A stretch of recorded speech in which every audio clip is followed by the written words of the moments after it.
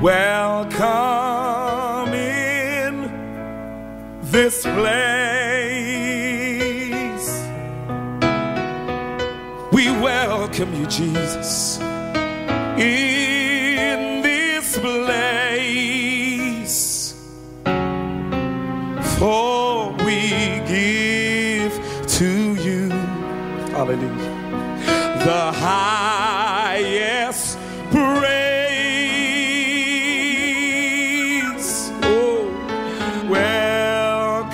Mesdames et messieurs, bonjour ou bonsoir, quel que soit le lieu de votre résidence dans le monde entier. Ce matin ou ce soir, j'aimerais vous partager avec vous un message intitulé « Personne ne peut détruire votre futur ». Ce message s'inscrit dans le cadre de cette émission biblique intitulée « Atmosphère pour l'encouragement ». Nous allons donc avoir deux messages dans cette série de messages. Cette série de messages est intitulée « La défaite ne se trouve pas dans votre futur ». Et donc, je vais commencer la première partie maintenant. Et la première partie a pour titre, comme je l'ai dit tout à l'heure, « Personne ne peut détruire votre futur ». Et le texte de base pour cet enseignement, c'est donc Jean chapitre 16, verset 3, tiré dans la traduction Bible du Semeur. Dans ce texte, Jésus-Christ a dit, je cite, « Il fallait que je vous dise aussi cela pour que vous trouviez la paix en moi. Dans le monde, vous aurez à souffrir bien des afflictions. Mais courage, moi j'ai vaincu le monde. » Donc nous allons commencer ce message-là. Personne ne peut détruire votre futur. Mais posez-vous la question de savoir que veut dire le mot détruire. Le mot détruire a plusieurs sens. J'ai noté un sens très significatif pour ce message qui veut dire renverser, démolir, ruiner, mettre une fin à ou tuer.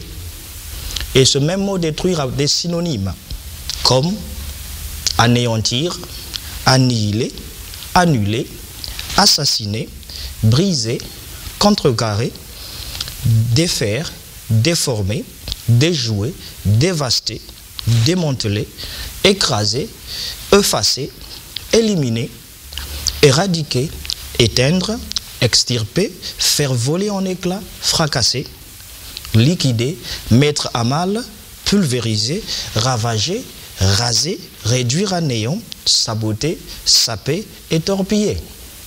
Voilà là des mots très forts qui viennent pour expliquer le terme détruire. Alors pour vous reformuler ce message, je pourrais dire que personne n'est capable ou est en mesure d'anéantir votre futur ou de le saboter.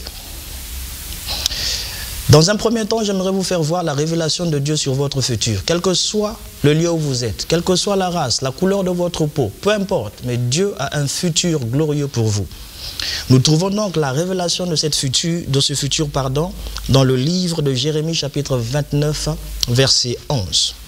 Je vais donc lire ce texte toujours dans la Bible du Semeur. La Bible déclare, je cite, « Car moi, je connais les projets que j'ai conçus en votre faveur, déclare l'Éternel. Ce sont là des projets de paix et non de malheur, afin de vous assurer un avenir plein d'espérance. » Mesdames et messieurs, Dieu a des projets, des idées, des pensées, des objectifs, des arrangements, des scénarios et des stratégies pour la vie de chaque personne ici sur la planète Terre.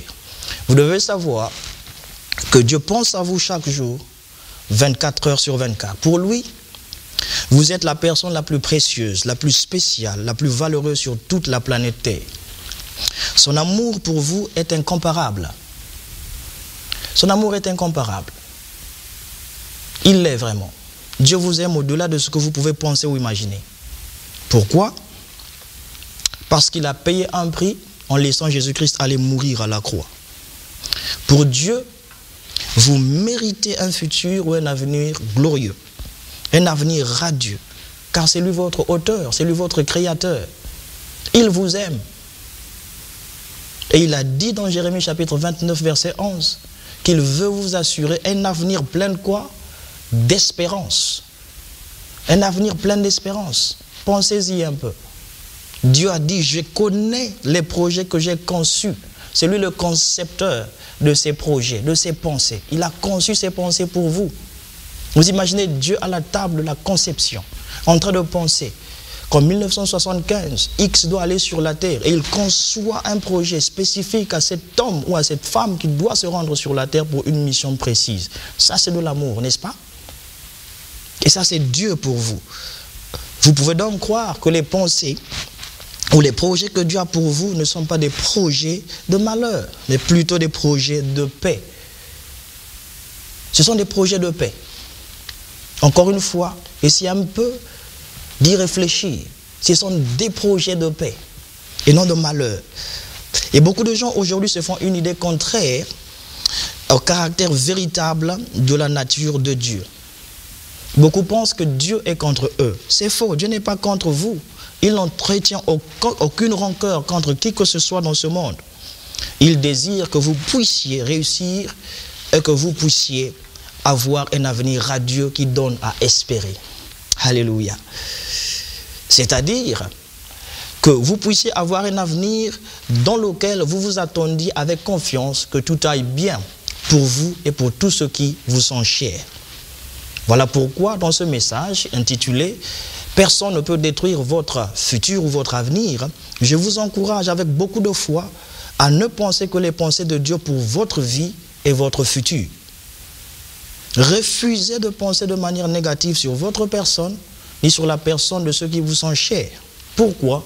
Parce que et pour vous et pour eux, Dieu a dit, je connais les projets, les pensées que j'ai conçues pour vous et pour eux. Cela veut dire que votre avenir est sécurisé en Dieu et votre avenir est radieux. Pourquoi? Parce que c'est Dieu qui en est donc le concepteur. Voyez-vous donc, vous n'êtes pas le fruit de ce que les autres pensent. Vous n'êtes pas aussi le fruit de ce que vous pensez négativement sur vous-même. Déjà, Dieu a dit que je connais les projets, les pensées que j'ai pour vous. Ce sont des pensées de quoi? De bonheur et de paix, ce ne sont pas des pensées de malheur.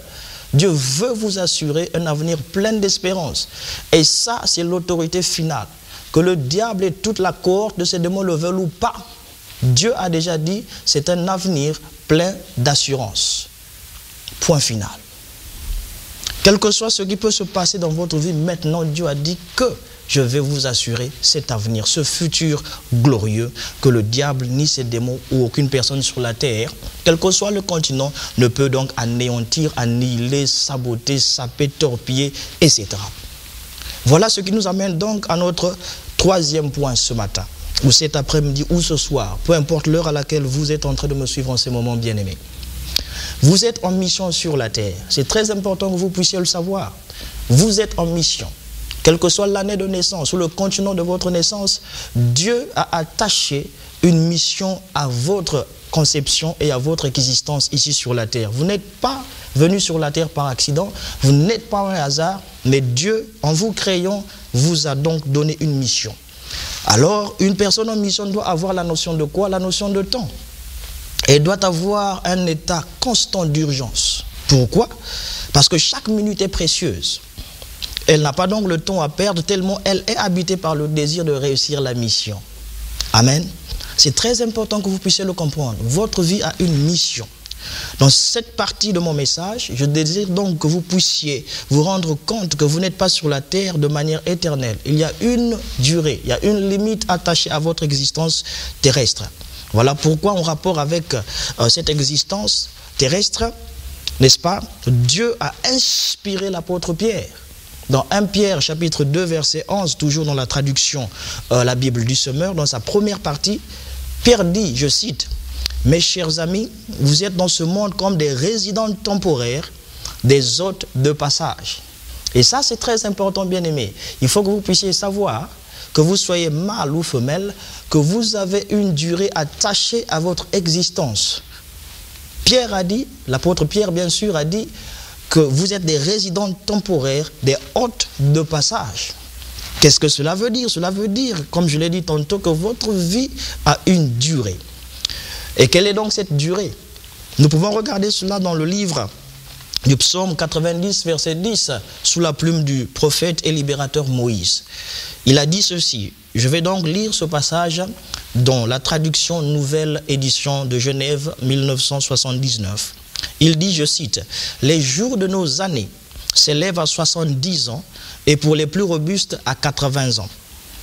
Et l'orgueil qu'ils en tirent n'est que peine et misère, car ils passent vite et nous en voulons. » Vous voyez-vous, là, Pierre a dit que nous sommes des résidents temporaires et Moïse ici précise exactement la durée de cette résidence temporaire ici sur la terre. C'est entre 70 et 80 ans. S'il y a de ceux qui sont robustes, ils peuvent aller au-delà, n'est-ce pas?